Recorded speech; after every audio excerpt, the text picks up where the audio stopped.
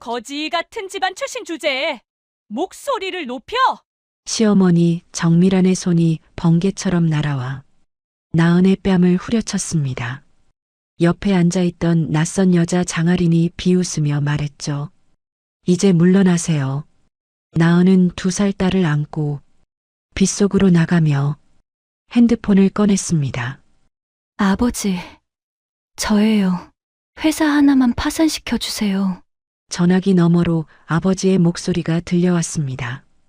그래 알았다. 3일이면 충분하다. 과연 나은의 아버지는 누구였을까요? 그리고 3일 후에는 어떤 일이 벌어졌을까요? 시청 전에 구독과 좋아요 꼭 부탁드립니다. 영상 제작에 큰 힘이 됩니다.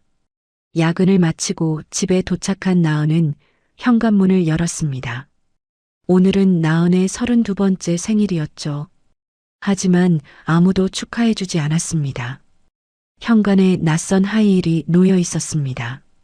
붉은색 명품 구두였죠. 분명 나은의 것이 아니었습니다. 이상한 예감이 들었습니다. 거실로 들어서자 소파에 낯선 여자가 앉아 있었습니다. 세련된 정장에 화장을 완벽하게 한 여자였죠. 시어머니 정미란이 팔짱을 끼고 서 있었습니다. 왔구나. 정미란의 목소리는 차갑기만 했습니다. 나은은 가방을 내려놓으며 물었습니다. 어머님, 이분은 누구세요? 정미란이 턱으로 소파의 여자를 가리키며 말했습니다. 얘가 우진이랑 결혼할 사람이야. 나은의 머릿속이 하얗게 변했습니다. 무슨 말씀이세요? 시아버지 강태준이 신문을 내려놓으며 말했습니다. 장아린 씨는 대한케미칼 영업팀 대리야. 우리 회사 거래처 담당자지. 그쪽에서 우리 우진이를 마음에 들어 하시더라고. 나은은 남편 강우진을 바라봤습니다. 우진은 고개를 돌리고 있었습니다. 우진아, 이게 무슨 일이야? 나은의 목소리가 떨렸습니다. 우진은 여전히 대답하지 않았습니다. 소파에 여자 장아린이 다리를 꼬고 앉으며 말했습니다. 나은 씨, 이쯤에서 정리하시는 게 서로를 위한 길이에요. 정리라니요? 저는 우진 씨의 아내예요. 나은의 목소리가 높아졌습니다. 바로 그때였습니다. 정미란이 다가오더니 나은의 뺨을 세게 때렸습니다. 짝! 거실의 소리가 울려 퍼졌습니다. 거지 같은 집안 출신 주제에 목소리를 높여 정미란의 눈빛이 차갑게 식어 있었습니다.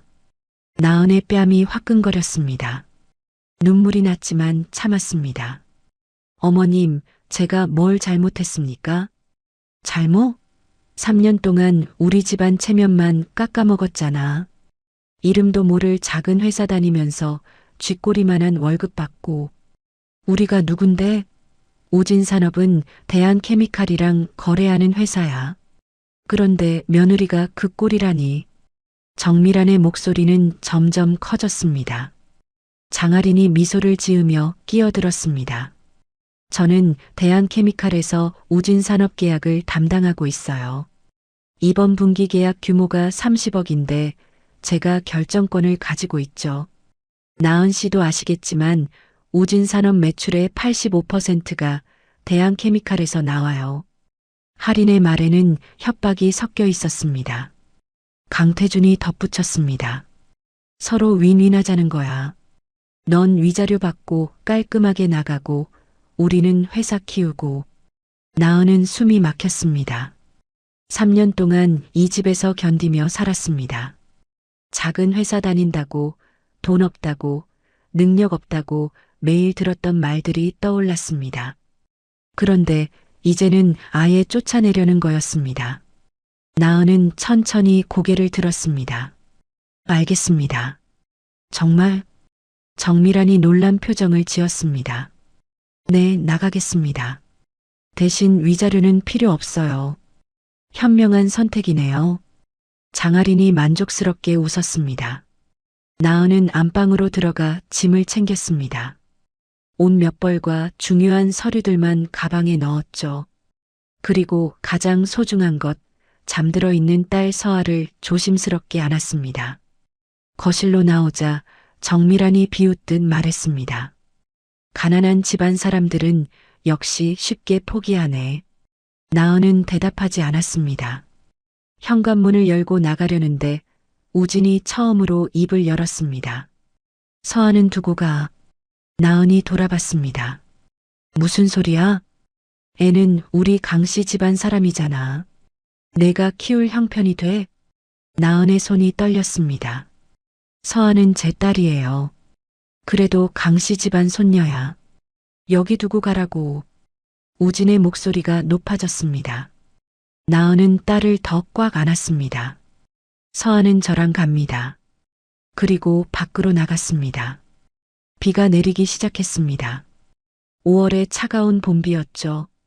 나은은 빗속을 걸으며 핸드폰을 꺼냈습니다. 전화번호를 눌렀습니다. 여보세요? 전화기 너머로 익숙한 목소리가 들렸습니다. 아버지, 저예요. 나은아, 무슨 일이니? 아버지 한재윤의 목소리에서 걱정이 묻어났습니다. 나은은 빗물을 닦으며 말했습니다. 회사 하나만 파산시켜주세요. 뭐? 우진산업이요. 3년 동안 제가 살았던 시댁회사예요. 한재윤은 잠시 침묵했습니다. 무슨 일이 있었니? 나중에 말씀드릴게요. 지금은 그냥 해주세요. 딸의 목소리에서 뭔가를 느낀 한재윤이 말했습니다.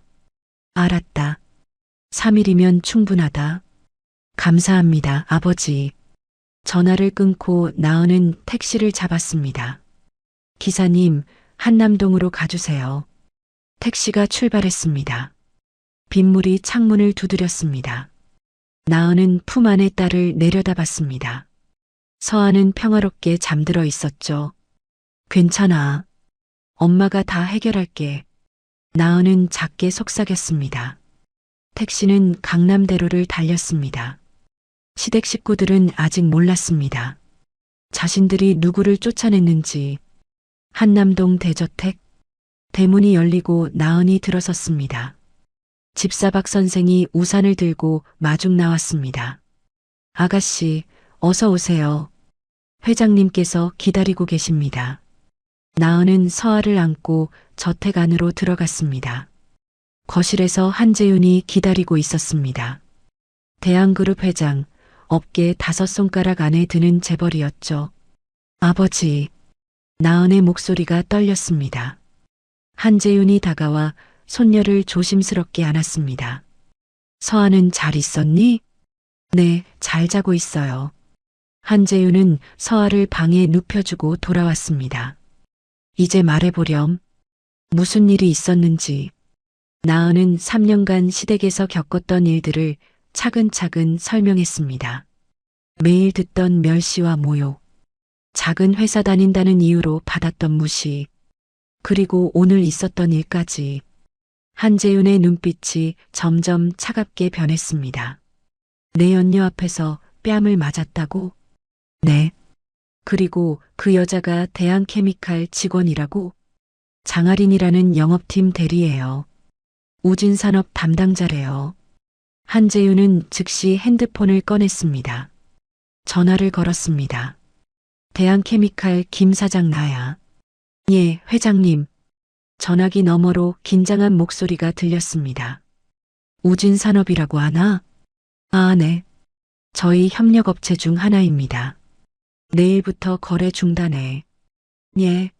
그게 무슨. 이유 묻지 마. 그냥 해. 그리고 영업팀 장아린이라는 직원징계위원회에 회부해. 리베이트 받았는지 전수조사하고. 알겠습니다, 회장님. 전화를 끊고 한재윤이 말했습니다. 이제 시작이다. 아버지, 너무 심한 거 아니에요? 심해? 내 딸 뺨을 때린 사람들한테? 한재윤의 목소리에는 분노가 섞여 있었습니다. 하지만 우진산업은 작은 회사예요. 직원들도 있고. 걱정 마. 잘못한 사람만 대가를 치를 거야. 한재윤은 서재로 들어가 또 다른 전화를 걸었습니다. 이번엔 대한그룹 전략실장이었습니다. 우진산업협력업체 리스트 확보해. 그리고 각 업체 담당자들한테 연락해. 대한그룹이 우진산업과 거래 중단했다는 소식 흘려. 공식 발표는 아니고 그냥 소문으로. 알겠습니다, 회장님. 한재윤은 창밖을 바라봤습니다. 밤하늘에 빗줄기가 내리고 있었습니다. 다음 날 아침, 우진산업 사무실. 강태준이 출근하자마자 비서가 달려왔습니다. 사장님, 대한케미칼에서 연락 왔습니다. 뭐래? 다음 달부터 원자재 공급을 중단하겠답니다. 뭐? 강태준의 얼굴이 하얗게 질렸습니다. 이유는? 이유가 뭐래? 그냥 본사 방침이라고만. 강태준은 즉시 대한케미칼로 전화를 걸었습니다. 김 사장님, 저 우진산업 강태준입니다. 아, 강 사장님. 대한케미칼 김 사장의 목소리가 어색했습니다. 원자재 공급 중단이 무슨 말입니까? 우리 3년 동안 거래했잖습니까? 죄송합니다. 본사 지시사항이라. 본사 지시? 왜요? 우리가 뭘 잘못했습니까? 저도 자세한 이유는 모릅니다. 그냥 위에서 내려온 지시예요. 강 사장님, 다른 협력업체 찾아보시는 게. 전화가 끊겼습니다. 강태준은 멍하니 서 있었습니다. 우진산업 매출의 85%가 대한케미칼에서 나왔습니다. 원자재 공급이 끊기면 생산이 멈춥니다. 납품을 못하면 회사가 망합니다. 오후가 되자 더 큰 충격이 왔습니다. 다른 원자재 업체들에 연락했지만 모두 거절했습니다. 저희는 지금 물량이 꽉 찼습니다. 우진산업이요? 죄송하지만 어렵습니다. 대한그룹이랑 문제 있는 회사는. 마지막 말은 하지 않았지만 의미는 분명했습니다. 소문이 퍼진 것입니다. 대한그룹이 우진산업을 손절했다는 소문이. 저녁 무렵에 강태준은 집에 돌아와 정미란에게 말했습니다. 큰일 났어. 대한케미칼이 거래 중단한대. 뭐? 왜? 이유를 모르겠어. 그냥 본사 방침이래. 할인이한테 물어봐. 그 사람 대한케미칼 직원이잖아. 강태준은 핸드폰을 꺼냈습니다. 하지만 장할인의 전화는 받지 않았습니다. 문자를 보냈습니다. 할인 씨, 대한케미칼에서 거래 중단 통보가 왔는데 무슨 일인가요? 1시간 후 답장이 왔습니다. 죄송합니다. 저도 어제 징계위원회에 회부됐어요. 아무것도 도와드릴 수 없습니다. 강태준은 핸드폰을 놓쳤습니다. 여보, 무슨 일이야? 정미란이 물었습니다. 할인이도 징계받았대. 그럼 우리 회사는 어떻게 되는 거야? 강태준은 대답하지 못했습니다. 우진이 거실로 들어왔습니다. 아버지, 무슨 일이세요? 대한케미칼이 거래 끊었어. 뭐라고요? 우진의 얼굴도 하얗게 질렸습니다. 그럼 회사는요? 모르겠다. 모르겠어. 강태준은 소파에 주저앉았습니다. 그날 밤, 나은에게 법률사무소에서 서류가 도착했습니다. 이혼 소송 통지서였습니다. 우진도 그 서류를 받았습니다. 나은이 먼저 소송을 제기한 것입니다. 우진은 어머니에게 달려갔습니다. 어머니, 나은이가 이혼 소송 걸었어요. 그래, 잘 됐네. 어차피 헤어질 거였잖아. 하지만 할인이도 징계받았고 회사도 위기인데. 정미라는 아들을 노려봤습니다. 그러게 왜 나은이를 쫓아냈냐고. 어머니가 쫓아내라고 하셨잖아요. 뭐? 정미라는 할 말이 없었습니다. 침묵이 흘렀습니다. 그들은 아직 몰랐습니다. 나은이 누구인지, 그리고 자신들이 무엇을 잃었는지. 3일째 되는 날, 우진산업의 거래처들이 하나둘 연락을 끊기 시작했습니다. 은행에서 전화가 왔습니다. 대출금 조기 상환 요청이었습니다. 한재윤이 말한 3일이 지났습니다. 우진산업의 운명은 이미 결정되어 있었습니다. 일주일이 지났습니다. 우진산업은 하루하루 무너지고 있었습니다. 나은은 한남동 집에서 조용히 지냈습니다. 서아와 함께 평화로운 시간을 보냈죠. 어느 날 오후 한재윤이 서재로 나은을 불렀습니다. 나은아, 이제 내 정체를 밝힐 때가 됐어. 아직은 일러요, 아버지. 아니야. 이혼 재판이 곧 시작될 거야. 그 전에 정리해야 해. 한재윤은 서류 뭉치를 꺼냈습니다. 이게 뭐예요? 우진산업과 대한케미칼의 거래 내역이야. 3년간의 기록이지. 나은은 서류를 펼쳐봤습니다. 장아린이 우진산업에게 특혜를 준 흔적이 역력했습니다. 시장가보다 비싼 가격에 원자재를 공급했고 품질 검사도 대충 넘어갔습니다. 대신 우진산업은 장아린의 개인 계좌로 돈을 보냈습니다. 명목은 컨설팅 비용이었지만 실제로는 리베이트였죠. 이것도 봐. 한재윤이 또 다른 서류를 건넸습니다. 장아린과 우진의 출장 기록이었습니다. 둘은 1년 전부터 같은 호텔에 투숙했습니다.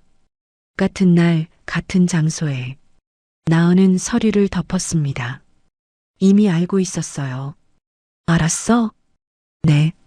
남편이 늦게 들어오는 날이 많아졌거든요. 핸드폰도 자주 확인하고. 그런데 왜 참았니? 나은은 창밖을 바라봤습니다. 제 배경을 숨기고 결혼했잖아요. 그 선택에 책임을 지고 싶었어요. 진짜 사람을 보고 싶었고요. 돈이 아니라 저를 사랑하는 사람인지. 시댁 식구들은 돈만 봤어요. 저는 안 봤죠. 한재윤은 딸의 어깨를 토닥였습니다. 이제 숨지 마. 내가 누구인지 보여줄 때야. 어떻게요? 이혼 재판에서 내 신분을 밝혀. 그리고 정당하게 끝내. 나은은 고개를 끄덕였습니다. 그날 저녁, 나은은 3년 전 결혼식을 떠올렸습니다. 상견례 자리에서 한재윤은 평범한 옷을 입고 나타났습니다. 고급차도 타지 않았습니다. 지하철을 타고 왔죠. 정미라는 한재윤을 보자마자 실망한 표정을 지었습니다. 어머님은 뭐 하세요? 아내를 일찍 여의고 혼자 살아요. 아, 그러시구나. 정미란의 목소리에서 무시가 묻어났습니다. 그런데 사돈께서 대한그룹 한재윤 회장님 닮으셨네요? 아, 그분 아세요? 당연하죠. 저희 우진산업이 대한케미칼이랑 거래하는데요. 한재윤 회장님은 업계에서 유명하시잖아요. 그런데 정말 닮으셨어요. 물론 회장님이 이렇게 평범한 옷을 입고 지하철을 타실 리는 없겠지만요. 정미라는 비웃듯 웃었습니다. 한재윤은 아무 말도 하지 않았습니다. 그저 미소만 지었죠. 나은은 그때 아버지에게 미안했습니다. 하지만 한재윤은 개의치 않는 듯 했습니다. 결혼식 날, 한재윤은 딸에게 조용히 말했습니다. 나은아, 힘들면 언제든 돌아와. 네, 아버지. 하지만 쉽게 포기하지 마. 내 선택이니까 끝까지 책임져봐. 그리고 언제나 기억해. 진짜는 결국 드러나. 나은은 그 말을 가슴에 새겼습니다. 3년 동안 시댁에서 무시당하고 멸시당했지만 나은은 묵묵히 견뎠습니다. 작은 자재회사에 다니며 성실히 일했습니다. 시댁 식구들은 나은을 무능하다고 했지만 회사에서는 인정받았습니다. 나은 씨, 이번 프로젝트 정말 잘 마무리했어요. 과장님이 칭찬했습니다. 감사합니다. 우리 회사 규모는 작지만 나은 씨 같은 직원이 있어서 다행이에요. 나은은 그 말에 위안을 받았습니다. 적어도 여기서는 인정받으니까요. 하지만 집에 돌아가면 달랐습니다. 작은 회사 다니는 주제에 뭐가 바빠? 쥐꼬리만한 월급 받으면서 우리 집안이 어떤 집안인데 매일 듣는 말들이었습니다. 나은은 참았습니다. 언젠가는 보여줄 수 있을 거라고 믿었습니다. 진짜가 무엇인지. 그리고 그날이 왔습니다. 뺨을 맞은 날. 나은은 더 이상 참지 않기로 했습니다. 아버지에게 전화를 걸었습니다. 그리고 모든 것이 움직이기 시작했습니다. 나은은 거울을 봤습니다. 이제 숨지 않을 것입니다. 당당하게 보여줄 것입니다. 자신들이 누구를 함부로 대했는지, 누구를 쫓아냈는지. 나은은 이혼 소송 서류를 정리했습니다. 재판 날짜가 잡혔습니다. 2주 후였습니다. 그때 모든 것이 밝혀질 것입니다. 나은은 서아의 방으로 갔습니다. 딸은 평화롭게 자고 있었습니다. 서아야, 이제 엄마가 당당하게 살게. 그리고 다짐했습니다. 절대 흔들리지 않겠다고. 원칙대로 정당하게 끝내겠다고. 복수가 아니라 정의를 위해서. 2주가 지났습니다. 우진 산업은 급속도로 무너지고 있었습니다. 강태준은 매일 협력업체를 찾아다녔지만 소용없었습니다. 강 사장님, 저희도 어렵습니다. 다른 곳 알아보세요. 모두가 같은 대답이었습니다. 대한그룹과 적대 관계에 있는 회사를 도울 수는 없다는 뜻이었죠. 사무실로 돌아온 강태준에게 또 다른 악재가 터졌습니다. 사장님, 납품 일정을 맞추지 못해 거래처에서 계약 해지 통보가 왔습니다. 어느 거래처? 세광전자, 미래산업, 동방기업 세 곳입니다. 강태준은 책상을 내리쳤습니다. 납품을 못하면 손해배상도 물어야 했습니다. 회사 자금은 이미 바닥이 났는데 은행에서도 압박이 들어왔습니다. 강태준 사장님, 대출 연체가 이번 달로 2번째입니다. 다음 달까지 상환하지 않으시면 담보를 처분하겠습니다. 조금만 기다려 주십시오. 죄송합니다. 은행 방침입니다. 집에서도 상황은 나빠지고 있었습니다. 정미라는 카드가 막혔습니다.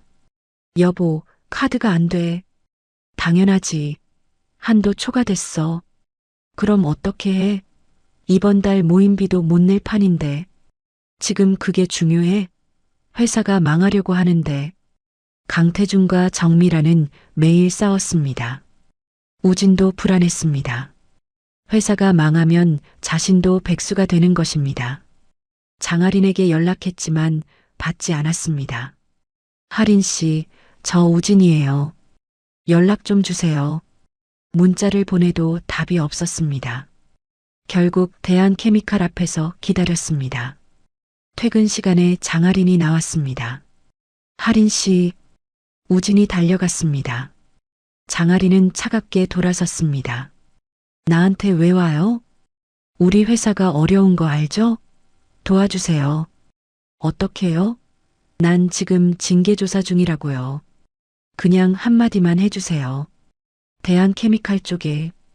장아리는 비웃었습니다. 우진 씨, 현실을 봐요. 당신네 회사는 끝났어요. 뭐라고요? 대한그룹이 손절한 회사를 누가 거들떠보겠어요?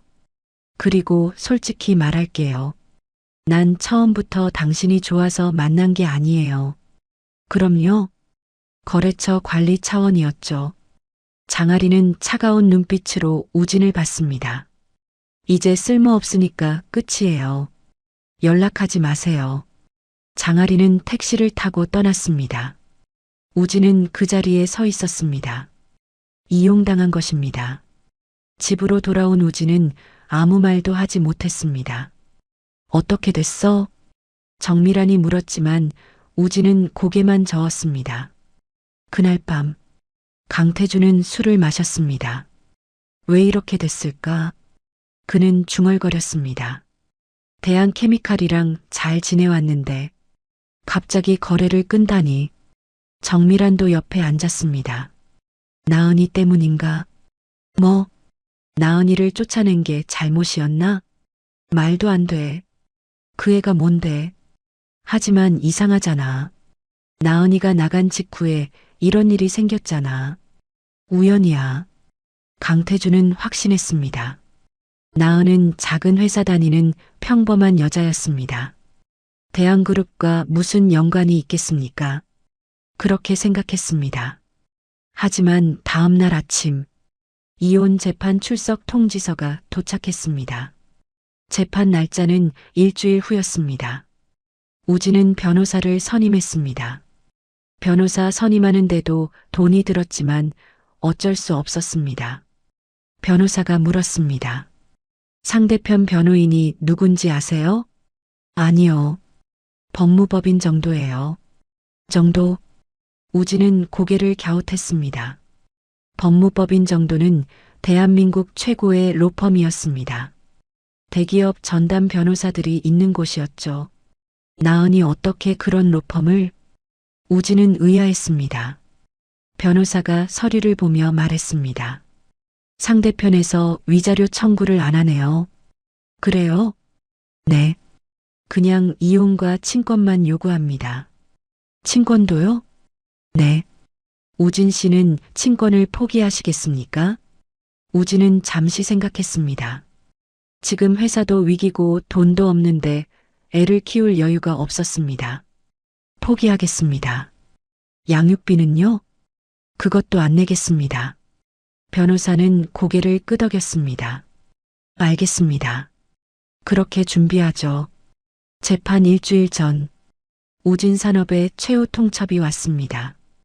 은행에서 담보부동산 경매를 신청한 것입니다. 회사 건물이 경매에 넘어가는 것이었죠.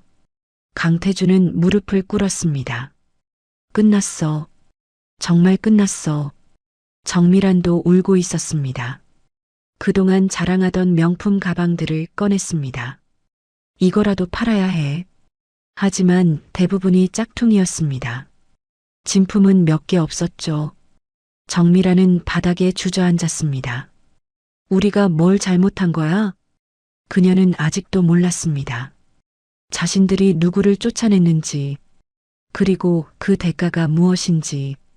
재판 전날 밤, 우진은 나은에게 문자를 보냈습니다. 서아 한 번만 보고 싶어.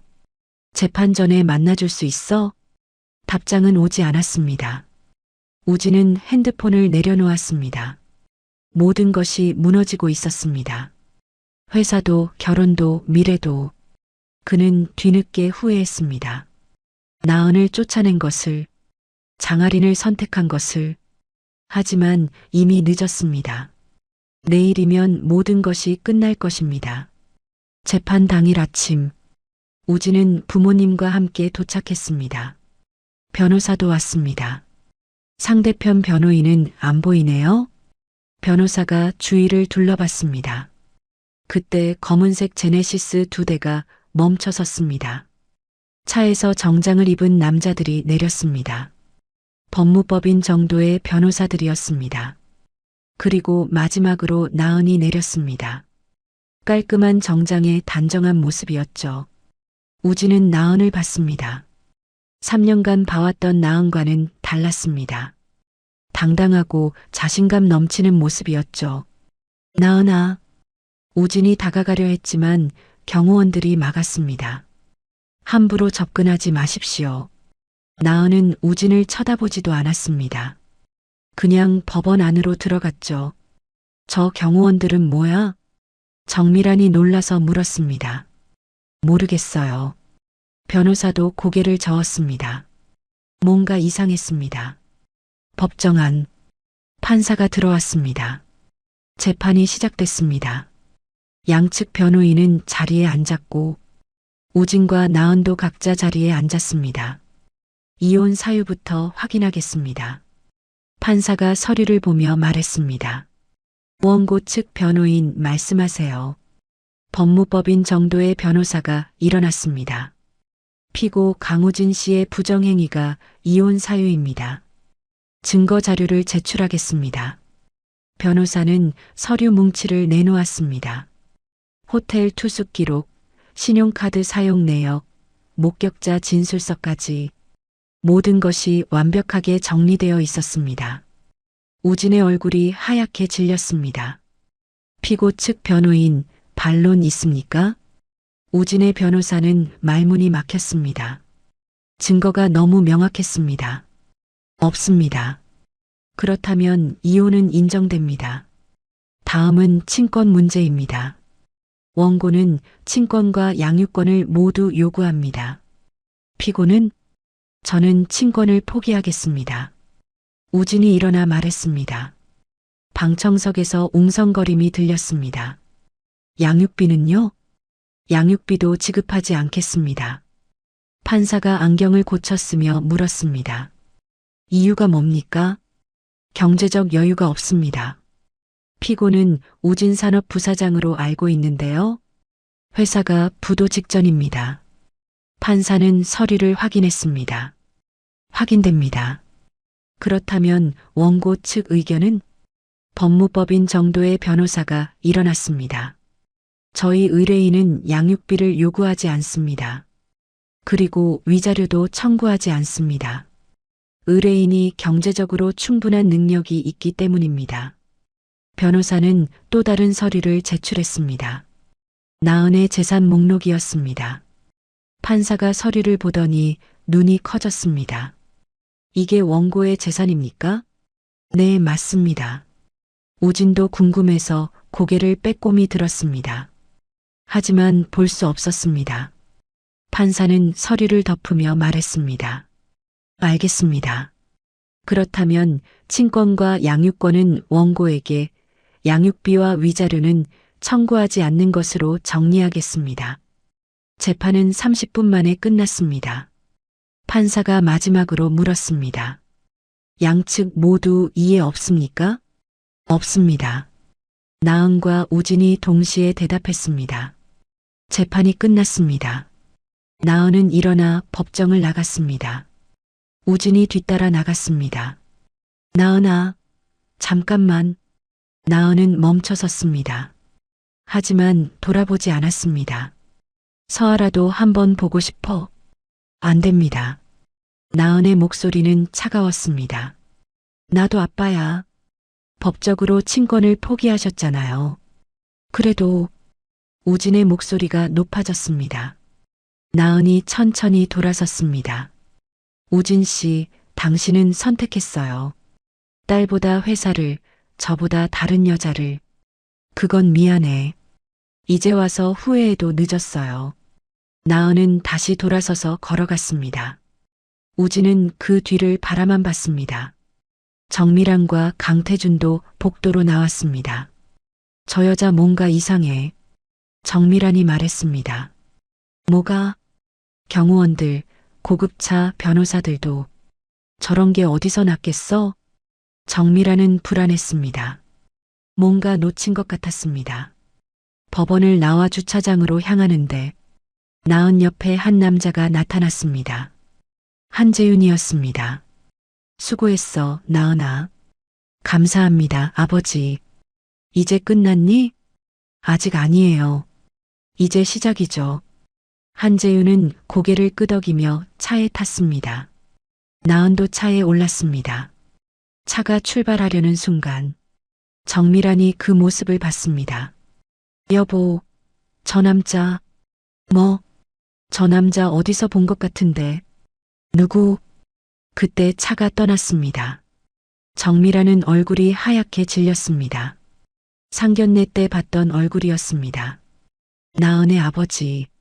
그런데 그 남자가 설마. 정미라는 고개를 저었습니다. 말도 안 돼. 그날 저녁 정미라는 인터넷을 검색했습니다. 대한그룹 한재윤 회장 사진이 나왔습니다. 정미라는 핸드폰을 떨어뜨렸습니다. 그 남자였습니다. 상견례 때 봤던 평범한 옷을 입은 남자. 나은의 아버지. 대한그룹 회장 한재윤. 여보, 여보. 정미란이 비명을 질렀습니다. 강태준이 달려왔습니다. 왜 그래? 나은이 아버지. 나은이 아버지가. 뭐?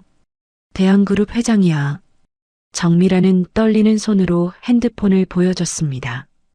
강태준도 사진을 보고 얼어붙었습니다. 말도 안 돼. 사실이야. 상견례 때 봤잖아. 이 사람이야. 강태준은 주저앉았습니다. 모든 퍼즐이 맞춰졌습니다.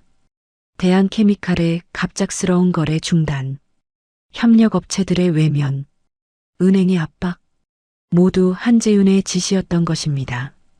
우리가 대한그룹 회장 딸을 쫓아냈어. 강태준은 중얼거렸습니다. 어떻게? 정미라는 패닉 상태였습니다. 우진도 그 얘기를 들었습니다. 불가능해. 나은이가 재벌 딸일 리 없어. 하지만 사실이었습니다. 모든 증거가 그것을 가리키고 있었습니다. 그날 밤 우진산업 식구들은 잠을 이룰 수 없었습니다. 자신들이 무엇을 했는지, 누구를 함부로 대했는지 이제야 깨달았습니다. 하지만 이미 늦었습니다. 돌이킬 수 없는 강을 건넌 것입니다. 판결문이 나오기 일주일 전 우진산업은 공식적으로 부도 처리됐습니다. 직원들은 모두 해고됐고 건물은 경매로 넘어갔습니다. 강태준과 정미라는 빚에 쪼들리게 됐죠.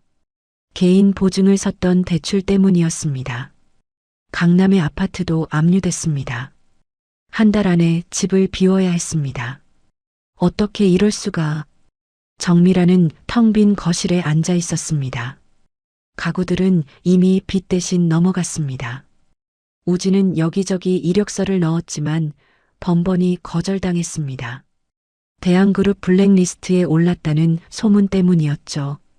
결국 편의점 알바 자리를 구했습니다. 시급 10,000원이었습니다. 판결문이 나오는 날 강태준과 정미라는 법원 앞에 나왔습니다. 나은을 기다렸습니다. 1시간을 기다리자 검은색 차가 도착했습니다. 나은이 내렸습니다. 나은아. 정미란이 달려갔습니다. 하지만 경호원이 막았습니다. 비켜주세요. 며느리잖아요. 이미 남이십니다. 경호원의 목소리는 단호했습니다. 나은아, 우리가 잘못했어. 미안해. 정미라는 울며 소리쳤습니다. 나은은 선글라스를 끼고 있었습니다. 표정을 알 수 없었죠. 제발 한 번만 기회를 줘. 우리 회사 좀 살려줘. 강태준도 무릎을 꿇었습니다. 길 가던 사람들이 쳐다봤습니다. 나은은 멈춰섰습니다. 천천히 선글라스를 벗었습니다. 회사를 살려달라고요? 그래. 너 아버지한테 부탁해줘. 그 정도는 할 수 있잖아. 정미란의 목소리는 절박했습니다. 나은은 차갑게 웃었습니다. 제 아버지요? 그래. 너 아버지 말이야. 어머님, 제 아버지가 누군지 아세요? 대한그룹 한재윤 회장이잖아. 나은은 핸드폰을 꺼내 통화 버튼을 눌렀습니다. 스피커폰으로 전화했죠. 나은아. 전화기 너머로 한재윤의 목소리가 들렸습니다. 아버지, 지금 법원 앞이에요. 시댁 식구들이 회사 살려달라고 하네요. 한재윤은 잠시 침묵했습니다. 그분들께 전해줘. 내 딸을 함부로 대한 대가가 무엇인지 똑똑히 보라고. 네, 아버지. 전화가 끊겼습니다. 정미란과 강태준은 말문이 막혔습니다. 3일이면 충분하다. 그 말의 의미를 이제야 깨달았습니다. 나은이 전화를 걸고 3일 만에 우진산업이 무너졌던 것입니다. 우리가 대한그룹 회장 딸을 쫓아냈어? 강태준은 중얼거렸습니다. 네, 그러셨죠. 거지 같은 집안이라고 하시면서요. 나은의 목소리는 담담했습니다. 미안해. 정말 미안해. 정미란이 나은의 발을 붙잡으려 했습니다. 하지만 경호원이 가로막았습니다. 어머님, 저를 쫓아낼 때는 미안하지 않으셨죠? 나은은 한 걸음 물러섰습니다. 제 뺨을 때리실 때도 미안하지 않으셨고요. 내 연녀 앞에서 거지 같은 집안이라고 하실 때도 미안하지 않으셨잖아요. 나은아, 이제 와서 미안하다고 해서 뭐가 달라지나요? 나은의 눈빛은 차가웠습니다. 우진도 달려왔습니다. 편의점 알바복을 입은 채였습니다. 나은아, 제발. 우진 씨도요. 장아린 씨 선택하실 때 후회 안 하셨죠? 그건 내가 잘못했어. 딸 포기하실 때도 후회 안 하셨고요. 그때는 돈이 없어서 변명은 됐어요. 이제 저희는 남이에요. 나은은 법원 안으로 들어갔습니다. 경호원들이 뒤따랐습니다. 나은아, 나은아. 정밀한의 외침이 뒤에서 들렸지만 나은은 돌아보지 않았습니다. 판결문을 받은 나은은 차에 올랐습니다. 기사님, 출발하세요. 차가 움직였습니다. 창밖으로 무릎 꿇고 있는 시댁 식구들이 보였습니다. 나은은 창문을 올렸습니다. 더 이상 볼 필요가 없었습니다. 그날 저녁에 나은은 한남동 집에서 서아와 저녁을 먹었습니다. 엄마, 맛있어. 서아가 웃으며 말했습니다. 그래, 우리 서아 많이 먹어. 나은도 미소를 지었습니다. 한재윤이 거실로 들어왔습니다. 오늘 어땠니? 법적으로 모두 정리됐어요. 그래, 수고했다. 한재윤은 손녀를 안아들었습니다. 서아야, 할아버지가 맛있는 거 사줄까? 좋아요. 서아가 환하게 웃었습니다. 나은은 그 모습을 보며 생각했습니다. 이제 정말 끝났다고.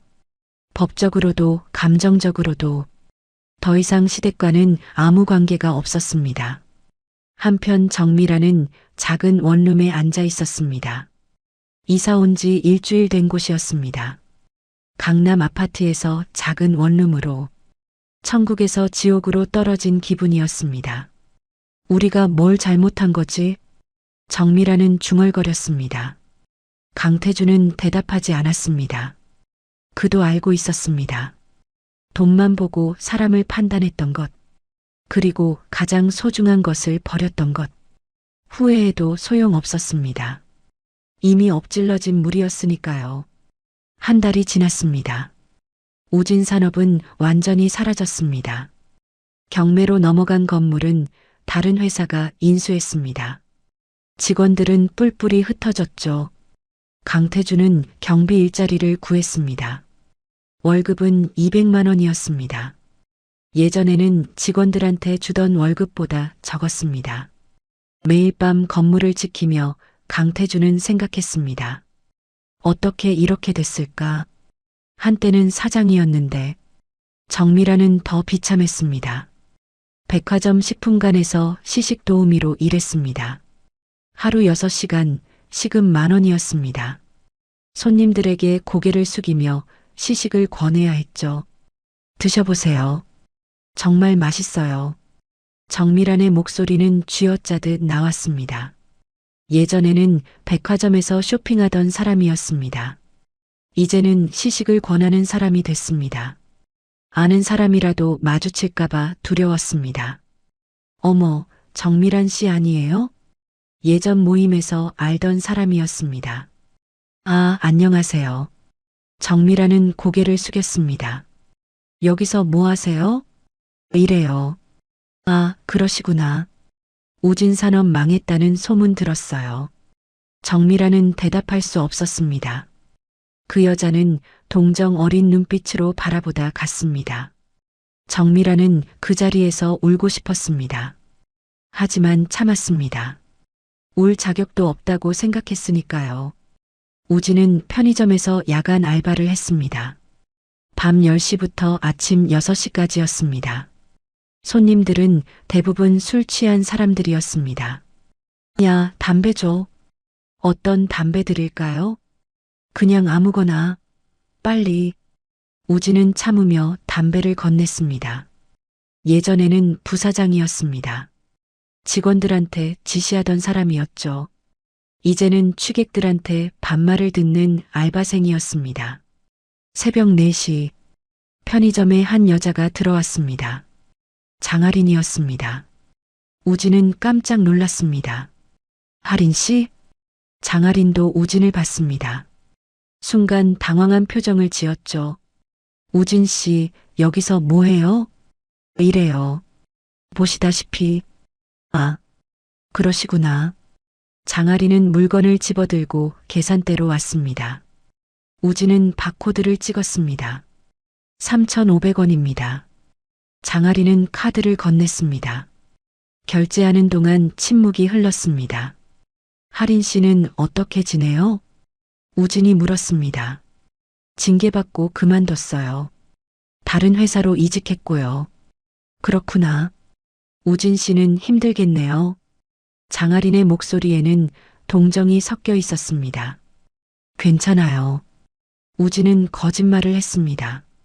그럼 안녕히 가세요. 장아린은 물건을 들고 나갔습니다. 우진은 그 뒷모습을 봤습니다. 한때는 자신의 미래라고 생각했던 여자였습니다. 이제는 남이었습니다. 그날 새벽, 우진은 편의점 앞 벤치에 앉았습니다. 해가 떠오르고 있었습니다. 어떻게 이렇게 됐을까? 우진은 하늘을 바라봤습니다. 나은의 얼굴이 떠올랐습니다.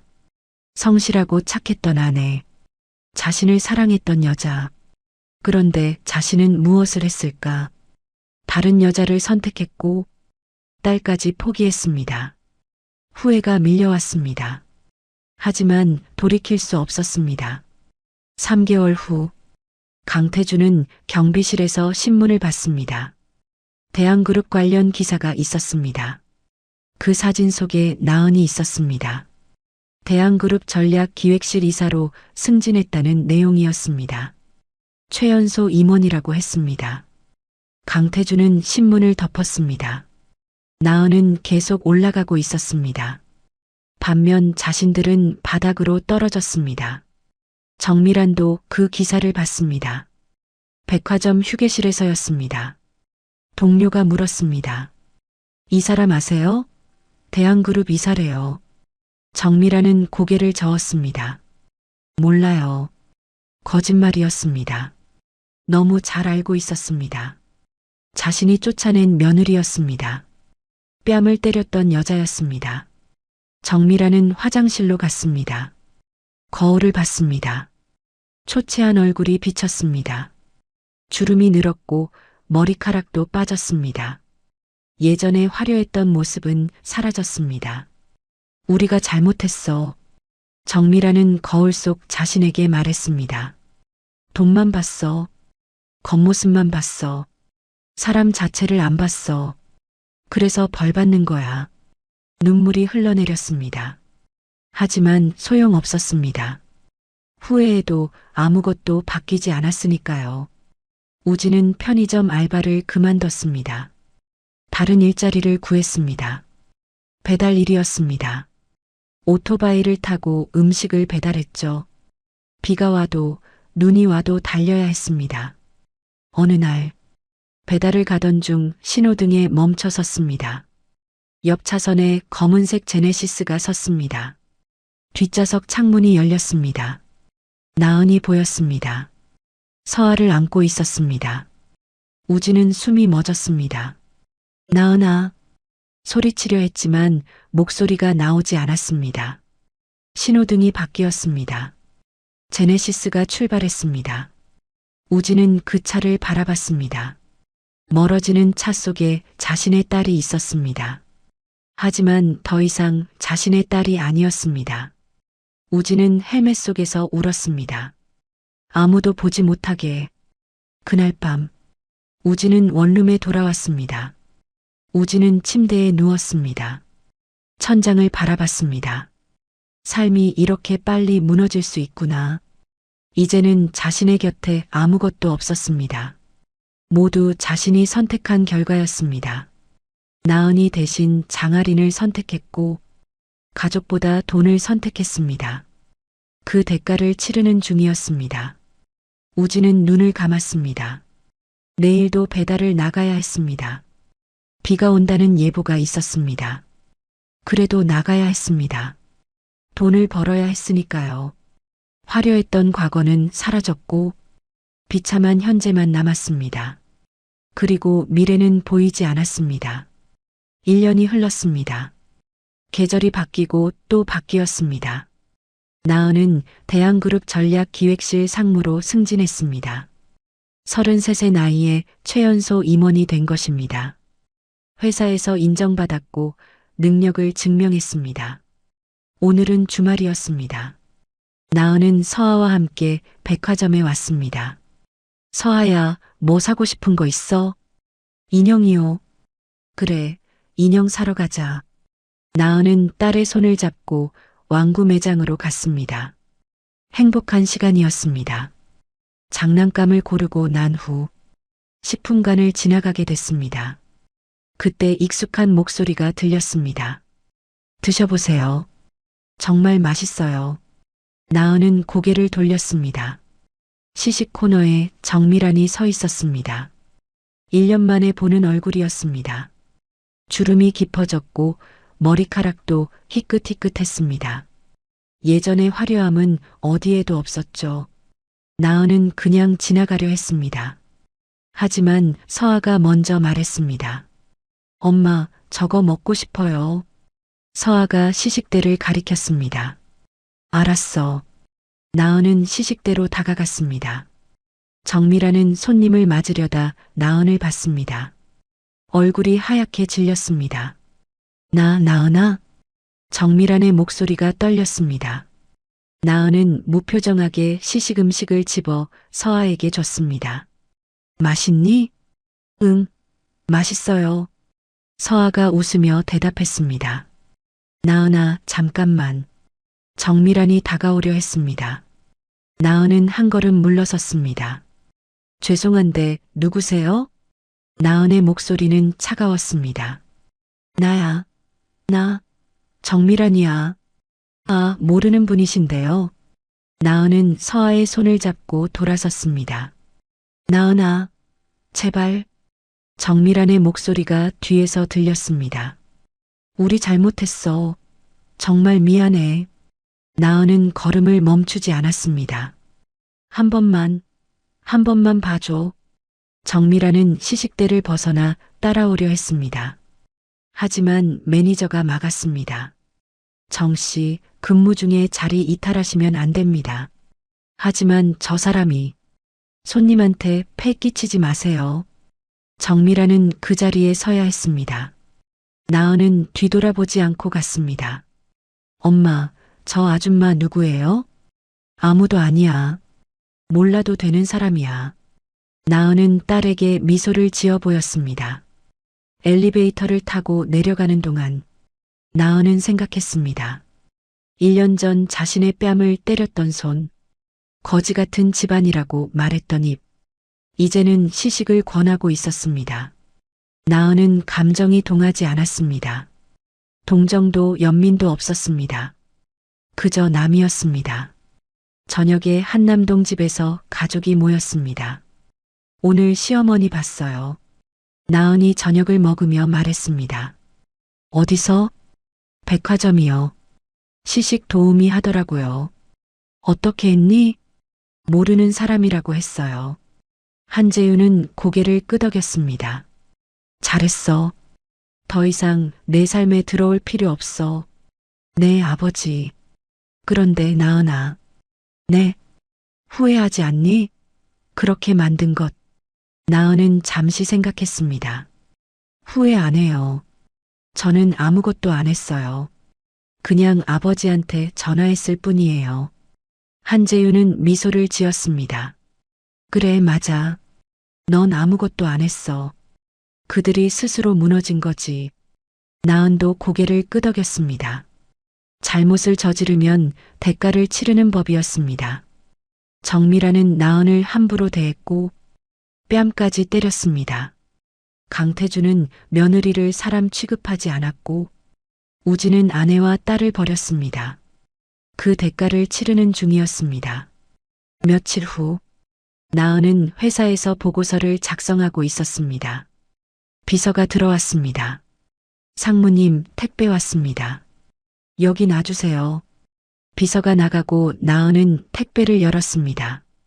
편지 한 통이 들어 있었습니다. 정미란의 필체였습니다. 나은아, 정말 미안해. 우리가 너무 잘못했어. 돈만 보고 사람을 안 봤어. 내가 얼마나 좋은 사람인지 몰랐어. 이제 와서 하는 말이지만 넌 정말 훌륭한 며느리였어.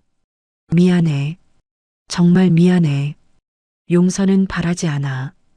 그냥 미안하다는 말만 하고 싶었어. 나은은 편지를 읽고 서랍에 넣었습니다. 답장은 하지 않았습니다. 필요 없었으니까요. 퇴근 후 나은은 서아를 데리러 어린이집에 갔습니다. 엄마, 서아가 뛰어왔습니다. 우리 공주님, 오늘 하루 어땠어? 재밌었어요. 친구들이랑 놀았어요. 그래, 엄마한테 이야기해 줄래? 응. 차를 타고 집으로 가는 길, 나은은 백미러로 딸을 봤습니다. 카시트에 앉아 노래를 부르고 있었습니다. 행복해 보였습니다. 나은도 행복했습니다. 이제 과거는 정말 끝났습니다. 새로운 삶이 시작됐고 앞으로 나아가고 있었습니다. 그날 밤에 한재윤이 서재에서 나은을 불렀습니다. 나은아, 들어와 보렴. 네, 아버지. 나은은 서재로 들어갔습니다. 한재윤이 물었습니다. 1년 전 내가 한 말 기억하니? 어떤 말씀이요? 3일이면 충분하다고 했잖아. 네, 기억해요. 사실은 이틀이면 됐어. 하루 더 여유를 둔 거지. 나은은 웃었습니다. 아버지는 역시 대단하세요. 아니야. 나는 그냥 전화 몇 통 했을 뿐이야. 무너진 건 그들 스스로야. 기반이 약했으니까. 나은은 고개를 끄덕였습니다. 아버지, 그때 왜 물어보지도 않으시고 바로 해주셨어요? 한재윤은 잠시 생각하다 말했습니다. 내 목소리에서 들었어. 내 딸이 처음으로 도움을 청한다는 걸. 30년을 키웠는데 한 번도 도와달라고 한 적이 없었어. 그런데 그날 밤 내가 전화를 걸었지. 그 순간 알았어. 내가 견딜 수 없을 만큼 힘들었다는 걸. 나은의 눈시울이 붉어졌습니다. 그리고 내가 부탁하는 순간 이미 그 회사는 존재할 가치가 없어진 거야. 내 딸을 그렇게 만든 곳이니까. 아버지. 한재윤은 나은의 어깨를 토닥였습니다. 이제 됐어. 다 끝났어. 앞으로만 보자. 네. 나은은 아버지를 안았습니다. 오랜만에 아버지 품에 안긴 것 같았습니다. 한재윤은 딸의 등을 두드려 주었습니다. 1년 전 그 뺨의 대가. 우진산업은 파산했고 시댁 식구들은 모두 밑바닥으로 떨어졌습니다. 나은은 복수를 한 것이 아니었습니다. 그저 전화 한 통을 걸었을 뿐이었죠. 하지만 그 전화 한 통이 모든 것을 바꿔놓았습니다. 왜냐하면 나은은 처음부터 힘이 있었으니까요. 시댁 식구들은 그것을 몰랐습니다. 겉모습만 보고 판단했으니까요. 그리고 대가를 치렀습니다. 나은은 창밖을 바라봤습니다. 서울의 야경이 아름답게 펼쳐져 있었습니다. 저 어딘가에서 시댁 식구들도 밤을 보내고 있겠죠. 하지만 나은은 더 이상 신경 쓰지 않았습니다. 남의 일이었으니까요. 나은은 서아의 방으로 갔습니다. 딸은 평화롭게 자고 있었습니다. 엄마가 너를 지켜줄게. 누구도 우리를 무시하지 못하게. 그리고 조용히 방을 나왔습니다. 새로운 내일이 기다리고 있었습니다. 과거는 과거로 남기고 미래만 바라보며 살아갈 것입니다. 당당하게, 떳떳하게. 이것이 나은의 선택이었습니다. 그리고 그 선택은 옳았습니다. 오늘 이야기가 좋으셨다면 구독과 좋아요, 알람 설정 잊지 마시고 소중한 댓글 하나가 큰 힘이 됩니다. 시청해 주셔서 진심으로 감사드립니다.